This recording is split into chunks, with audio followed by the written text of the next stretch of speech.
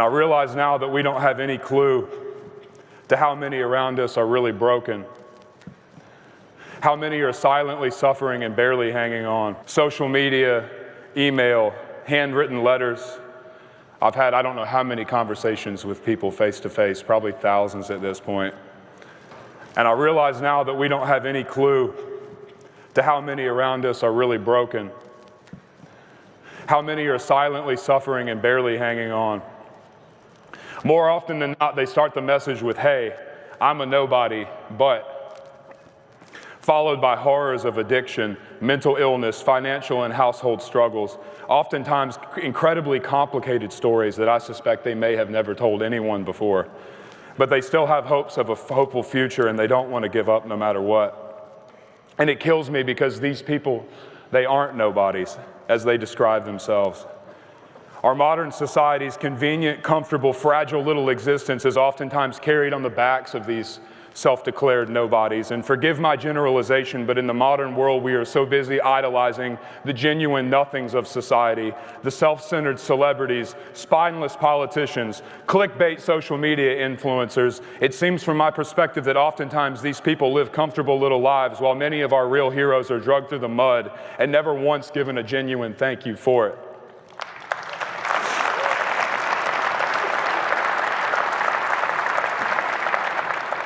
But it's not just them that are hurting. We all are. I mean, that's why you're here at this conference, right? That's why people have traveled from all over the world to gather here. You all realize that it's time to do something. So to set the record straight, I'm not here as an intellectual or a psychologist or a politician or even a respected member of society, all things considered. I'm a high school dropout who lives in a log cabin in the woods in Virginia. I myself am just a 32-year-old nobody. So I'm just here today as the messenger. I believe that many of the problems identified at this conference are quite possibly symptoms of a bigger problem. We currently exist in an age of rapid digital immersion. The current average American teenager will have spent something like 30,000 hours by the time they are 30 on social media. The average American spends 6 to 9 hours a day staring at devices. And whether it's a city sidewalk, a family dinner table, the receptionist at an office, even people driving their damn cars down the roadway, I constantly see the struggle between maintaining conscious attention in the real world and the overwhelming pull we feel towards the digital one. And in my unprofessional opinion, neuroplasticity has made us increasingly digitally proficient, but at a cost of being digitally dependent.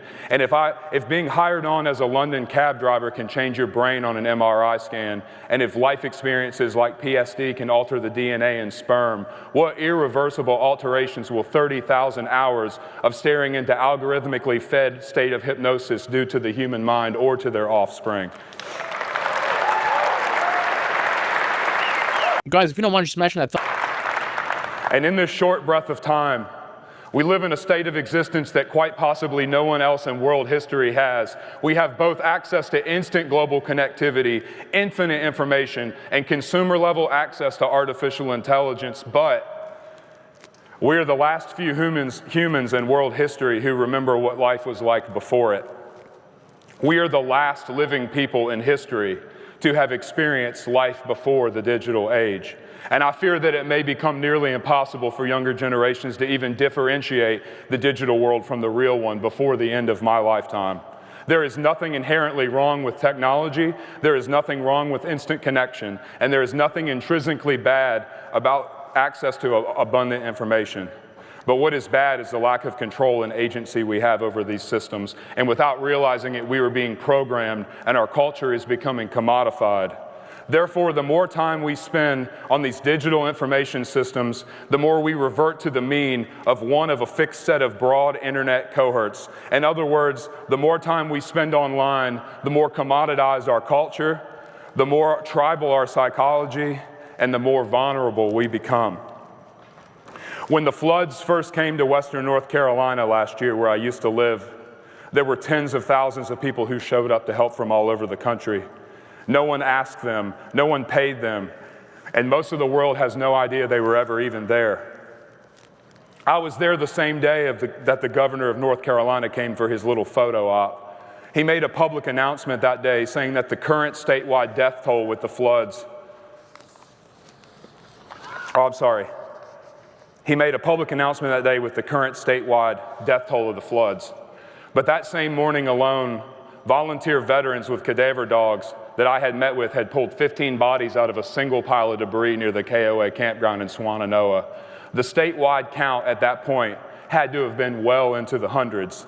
I believe the number the governor used that day was 28. In fact, there was a reefer truck that sat for 2 days full of bodies because the morgues were overflowing. And while FEMA was hoarding donated generators and denying people on their applications, it was the nobodies of the world that were driving ATVs and Jeeps with chainsaws up mountain roads rescuing people. There was 2 guys we met that hot-wired a bulldozer from a quarry to cut a navigable path through a washed-out road in 2 days that the state said would take months, allowing supplies to people who hadn't had contact with anyone in over a week. Volunteers were working 16 hours a day, taking supplies on everything from horses to helicopters. It was humanity there in front of my very eyes. And it was in that 7 days in North Carolina that changed everything for me. It was people saving people.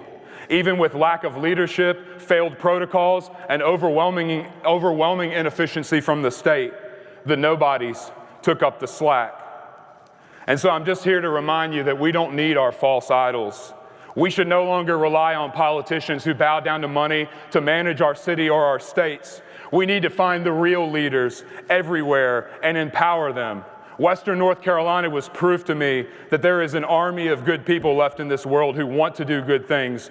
We just have to give them places to gather and give them the ability to act.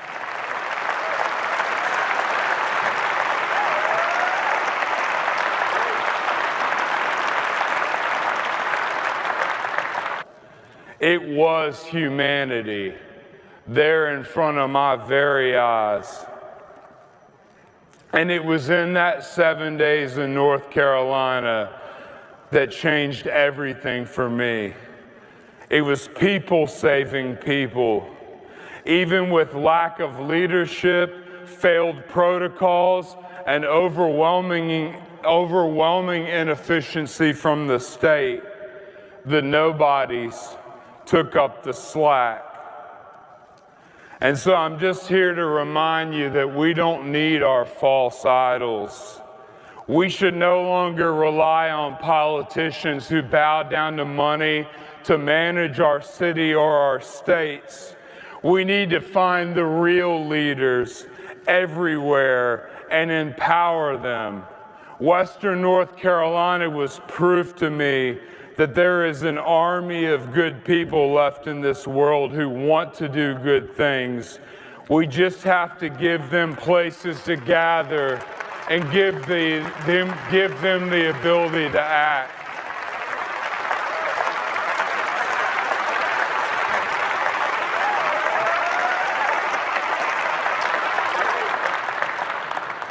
And so I'll close with this. Do not fret because of those who are evil, or be envious of those who do wrong, for like the grass they will soon wither, like green plants they will soon die away. Trust in the Lord and do good. Dwell in the land and enjoy safe pasture. Take delight in the Lord, and He will give you the desires of your heart. And so I'll see you on April the 5th in Spruce Pine, North Carolina for the first official gathering. It is now my life's mission to revive rural America one town at a time. It's called the Rural Revival Project. So thank you for listening. This was a great speech. This hit home for me because I deal with a lot of young men, say 18 to 25. I coach them on wealth growth. It's a free thing that I do. It's not something I get paid for, but I run a business, and I've been blessed with making a good living and having a good life and being able to grow wealth. So I like to give back to mostly young men in society that may have had issues. And I can relate to this in a certain way because I feel a lot of young men these days, they feel like society has forgot about them. You heard it for the last 4 years on the left, how everything was the fault of men, right? Masculinity was always the problem. So when Oliver Anthony talks here about these people that dismiss themselves as nobodies, as insignificant, you can see that he has a real, let's call it a deep sense of empathy for these people that have been overlooked or will overlook themselves as being nobody because we have this reliance on false idols.